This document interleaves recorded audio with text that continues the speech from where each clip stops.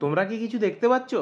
খুব ভালো করে লক্ষ্য করো। এটাই তো ভাই, সামনে শুশুনিয়া পাহাড়। পালস প্রায় 90 থেকে 100-র কাছাকাছি চলছে। ছি ছি ছি ছি ছি, মনে হচ্ছে বাড়ি গিয়ে আরেকবার স্নান করতে হবে। আজকের ব্লগটা শুরু করা যাক একটা ঘটনা দিয়ে। তো কিছুদিন আগেই আমি এখন কলকাতায় ছিলাম, একজনকার সাথে কথোপকথন হতে হতে উনি আমার ঠিকানা জিজ্ঞেস করেন। আমি যখন বলি বাঁকুড়া, উনি বললেন বাঁকুড়া, আমি তো একবার গিয়েছিলাম, ওখানে একটা কি যেন পাহাড় আছে না? আমি বললাম কি পাহাড়? উনি একটু মনে করার চেষ্টা করে বললেন ওই শুশুনিয়া, ও শুশুনিয়া পাহাড়, আপনি গিয়েছিলেন? বলে হ্যাঁ, বেশ সুন্দর জায়গা।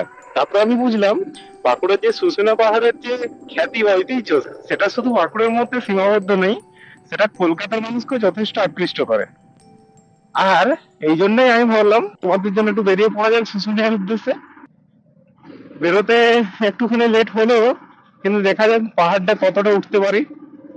আগেও আমি গেছি, পাহাড়টার এপার থেকে ওপার অব্দি পুরো টপকে দিয়েছি, কিন্তু এখন আর সেই স্টেমিনা নেই।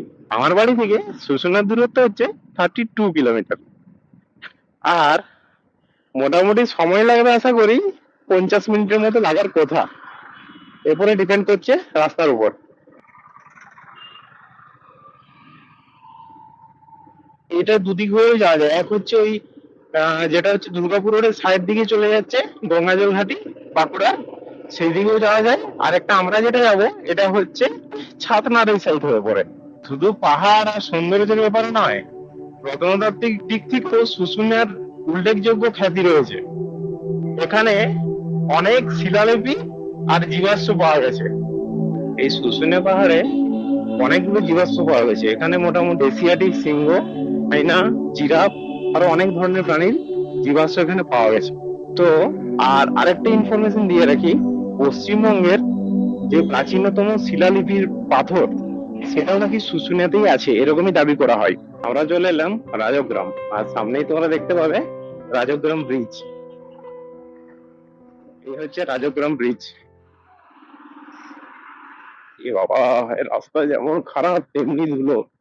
ইস, ফোনের ক্যামেরাটা পুরো ধুলো ভর্তি হয়ে যাবে। পুরো রাস্তা খালে ভরা, মানে দু একটা খালে পড়বে, কিছু করার নেই, যতই সাবধানতার সাথে চালাই। এটা হচ্ছে অবস্থা রাস্তার। ইস, বাবা, পানামা খাত না খাল। আমার যে সিমলা সিরিজটা তোমরা দেখেছো, সেই সিমলা সিরিজে যে দুজন দিদি ছিল, তার মধ্যে একজন দিদির বাড়ি হচ্ছে এই বড়টে। আমি এখন বলবো না, ওরা ডাইরেক্ট ব্লগটা দেখে বুঝতে পারবে আমাদের বাড়ির সামনে দিয়ে পেরিয়েছি।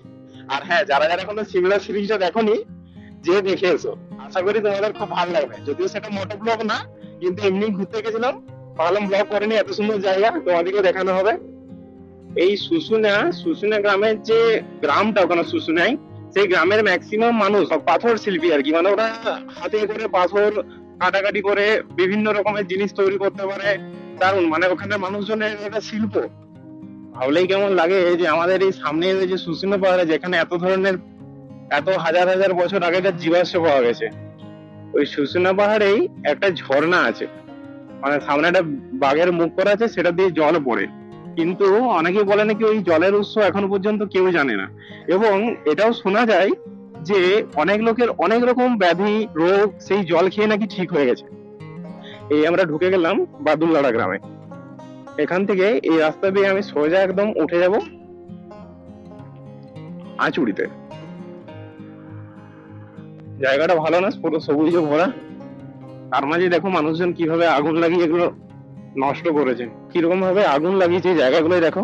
কেন যেভাবে আগুন লাগায় আর এই গাছপালা নষ্ট করে, আমার তো মাথায় ঢুকে না। আমরা এরপরে বেরোবো আচুড়িতে একদম। এই চলে এসছি অলমোস্ট একদম আচুড়ির মুখের সামনে। এই যে এটা মেন রোড, এই মেন রোড এখান থেকে উঠলাম, তো এটা অনেকটা শর্ট হয়ে গেল। যারা যারা বাঁকুড়ায় থাকো, এই রাস্তা দিয়ে গেছো, তারা নিশ্চয়ই জানো, ব্যাপারটা রিলেট করতে পারবে। আর যারা থাকো না, তারা এই রাস্তাটা দিয়ে আসতে পারো, যদি শুশুনিয়া ঘোরার প্ল্যান করছো বা আগে আসোনি।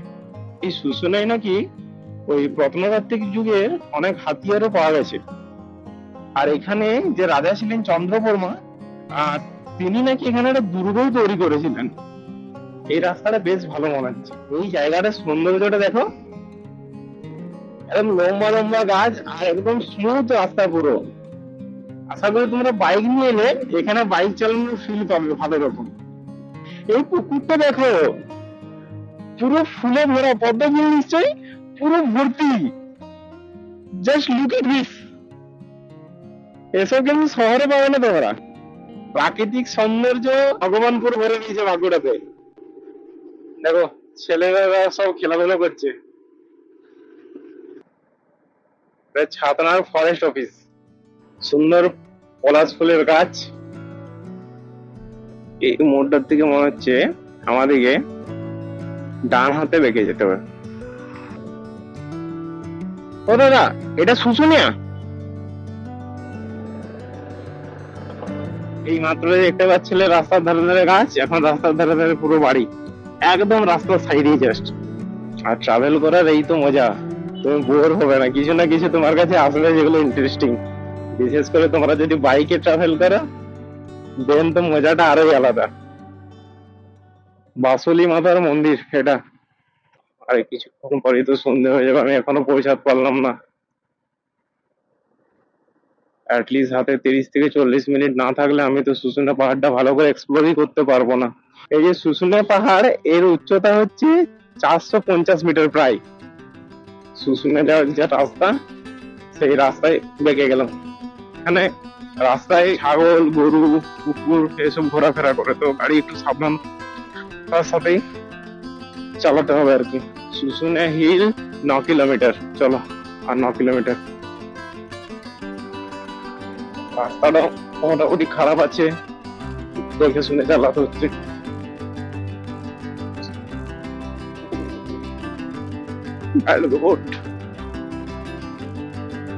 কি পুকুর শুকিয়ে গেছে? না, পুকুর তো নয়। বাঁকুড়ায় 45 ডিগ্রির উপরে চলছে, শুকাবে না কোনো, সেটা অবিশ্বাস্য কিছু নয় যদি পুকুর শুকিয়ে যায়। এই ভিউ পেয়ে গেছি শুশুনিয়ার, দেখতে পাচ্ছ সবাই? সামনে শুশুনিয়া পাহাড়। ক্যামেরা কি আসছে? 848 মিটার, মানে প্রায় 1/2 কিলোমিটার উঁচু, একদম পুরনো গ্রাম। সূর্যটাকে একটু তাড়াতাড়ি মেঘে ঢাকা গেল, এটা আমার সাথে ঠিক হলো না। এখন ঘড়িতে বাজে 5:32, আর আমরা প্রায় কাছাকাছি চলে এসেছি শুশুনিয়ার। এই পাহাড়টা কোন দিক গেল? এই পাশেই তো ছিল মাত্র, গাছে ঢাকা পড়ে গেছে মনে হচ্ছে। ওই তো আগে। এই দেখো, দেখতে পাচ্ছ তো রাস্তায় ছাগল ঘুরে বেড়াচ্ছে। হ্যাঁ, পাখিও রয়েছে, আমি তখন পশু পাখি বলেছিলাম কিছু ভুল করিনি। এখানে রাস্তায় এক সাইডে কাজ হচ্ছে, আর এখানে প্রচুর রাস্তা খারাপ। আবার ঘর বাড়ি ছেড়ে রাস্তার দুপাশে গাছ শুরু হয়ে গেছে, আর সামনেই উঠছে শুশুনিয়া পাহাড়, কিন্তু দূরের জন্য হয়তো কিছুটা আবছা লাগছে, আর আমার কোথাগুলো পুরো ভাইব্রেট করছে হয়তো রাস্তার জন্য। ইস, ধুলো। এই ক্যামেরাটা একটু মুছে নেই। ছি ছি ছি ছি ছি, মনে হচ্ছে বাড়ি গিয়ে আর একবার স্নান করতে হবে। What is this bro? আমার অনেকখানি কাছে চলে এসেছি শুশুনিয়া পাহাড়ের, দেখতে পাচ্ছ তোমরা? এখন বেশ স্পষ্ট পাহাড়টা।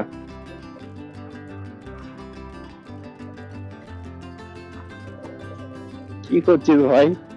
যা কোন একদিকে, একটু রাস্তা ভালো পাওয়া গেল। আর কি সুন্দর একটা ক্যানেল, না জোর কি জানি, ফাইনালি একটু ভালো রাস্তাও পেলাম এখানে।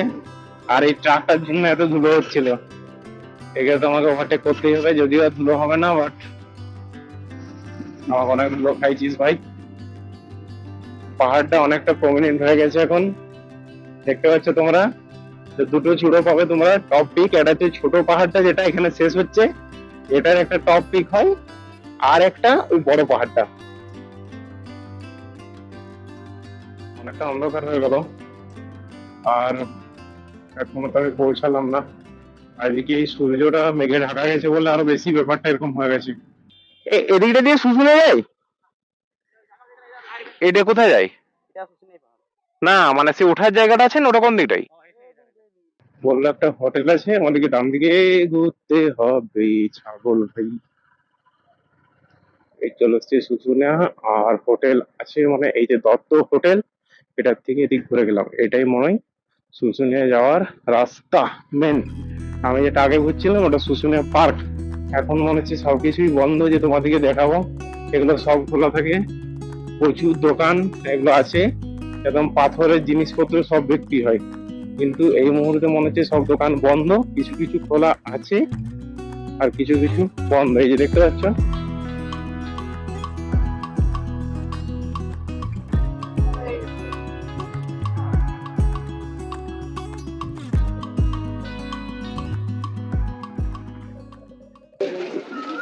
দেখতে পাচ্ছ তোমরা, এটা হচ্ছে এই বাঘের মুখ দিয়ে জল পড়েছে যেটা বলে।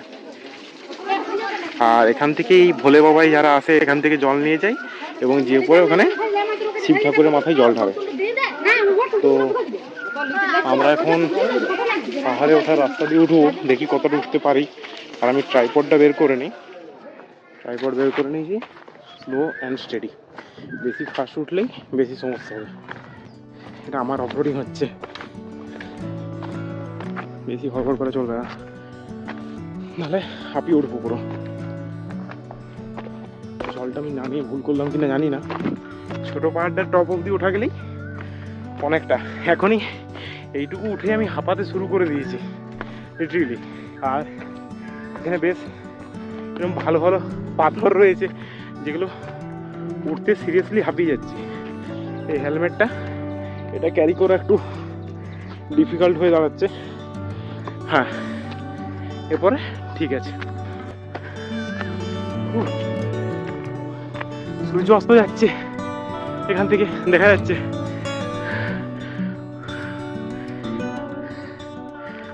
পালস প্রায় 90 থেকে 100-র কাছাকাছি চলছে। আমি একটু রেস্ট করে নিচ্ছি, আবার উঠবো। ওই ধরো 6:30 নাগাদ একদম পুরো সন্ধে হয়ে যায়। তো আমি আর 10 থেকে 12 মিনিট উঠবো, দেন আবার নিচে চলে আসবো। কিন্তু শু পরে আসার জায়গা, আমি কিটো পরে চলে এসেছি, দেখতে পাচ্ছ। অ্যাকচুয়ালি এগুলো শু পরে আসার জায়গা।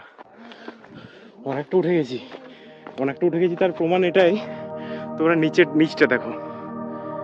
ওই যে ছোট ছোট মাঠ, দুতলা বাড়ি। ভেবেছিলাম স্টেমিনা কমে গেছে, একদমই কমে গেছে তা নয়। কমেনি বলবো না, কিছুটা অবশ্যই কমেছে।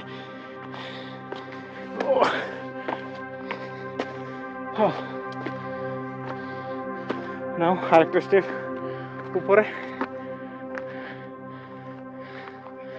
এটা ভিউটা এরকম। আর একটু আছে ওই ছোট পাহাড়টা পুরো শেষ হতে। আর এই জায়গার খাড়াইটা একটু ভালোই, পুরো ইনক্লাইন আর পুরো পাথর। অন্য পাহাড়ের মতো কোনো সিঁড়ি নেই এখানে। এখান দিয়ে দুজন আসছে এখন, বাকি একটু ফাঁকা ছিল। কি ভাই এখন সব ফাঁকা ফাঁকা? অফ সিজন বলে? 5 বছর পর এখানে আসছে। আমি এসেছিলাম ক্লাস তখন 10-এ পড়ি। আমরা এই দিক থেকে উঠে ওই বড় পাহাড়টা পুরো টপকে একদম ওই সাইডে একটা গ্রাম আছে, একদম একদম আদিবাসী টাইপের গ্রাম। আদিবাসী গ্রামে নেমেছিলাম দিয়ে একটা ট্রাক্টরের পিছনে চেপে আমরা আবার ঘুরে। তখন এখানে একটা মেলা চলছিল শুশুনিয়ার সামনেই। কখন যে মেলাটা হয়, কি মেলাটার নাম জানো? হ্যাঁ, ধারা মেলা। না এখন নয়, সেটা আমি বলছি অনেক বছর আগের ঘটনা। আমরা এখন 3 জন আরো কিছুটা উঠবো উপরে। তো দেখা যাক কতটা উঠতে পারি। সন্ধ্যা হয়ে গেল তো বেশিক্ষণ উঠতে পারবো না। তো দেখা যাক। অরিজিৎ সিং যেদিন এসেছে হুম, আমরা তারপরের দিনেই গেছি। আমরা খবরটা জানতাম না। কোথায় এসেছিল অরিজিৎ সিং? অযোধ্যা। ও পুরো একদম এই 12 মুন্ডা প্যান্ট পরে নিয়ে আর পুরো আমি কি উঠছি। ও তো খুবই সিম্পল জীবনযাপন পালন করে। মানে অহংকার টহংকার মধ্যে নেই। কোনো মানুষেরই অহংকার থাকা উচিত নয়। কোথায় ঘুরে বুলার গাড় দাঁড় তো ইয়ালে। আমি দেখেছি পাহাড়ে ওঠার সময় প্রথম ভীষণ হাঁপাই, তারপরে একটু উঠার পরে না ব্যাপারটা কিছুটা সয়ে যায়। এখানে ভিউটা খুব দারুণ হবে, কিন্তু না এরপরে জল তেষ্টা পাচ্ছে। জায়গাটা একটা করে মন্দির টন্দির থাকতো। হ্যাঁ,